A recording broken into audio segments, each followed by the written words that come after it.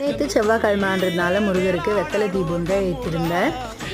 செவ்வாய் ஓர நேரத்தில் இப்படி வெத்தலை தீபம் ஏற்றி வழிபடுறது ரொம்ப நல்லது. ஓர நேரம்னு பார்த்திங்கன்னா காலையில் 6 மணிலேருந்து 7 மணி வரைக்கும் இருக்கும், மதியம் 1 மணிலேருந்து 2 மணி, சாயங்காலம் 8 மணிலேருந்து 9 மணி வரைக்கும் இருக்கும். அந்த நேரத்தில் நாம் இப்படி வெத்தலை தீபம் ஏற்றி பூஜை பண்ணுறது ரொம்ப நல்லது. உங்ககிட்ட சாமியோட ஃபோட்டோ இருந்துச்சுன்னா ஃபோட்டோ தொடச்சிட்டு மஞ்சள் குங்குமம் வச்சு பூஜை பண்ணலாம். இல்லாட்டி சிலை இருந்துச்சுன்னா இப்படி சிலைக்கு அபிஷேகம் பண்ணி நாம் பூஜை பண்ணிக்கலாம். சாமி சிலைக்கெல்லாம் அபிஷேகம் பண்ணிவிட்டு ஒரு தட்டில் 6 வெத்தலை வச்சுட்டு அதுக்கப்புறமா வெத்தலைக்கு மஞ்சள் குங்குமம் வச்சுக்கணும். எப்போவுமே காம்பு பகுதியை கிள்ளிட்டு தான் வைக்கணும், அப்படியே வைக்கக்கூடாது.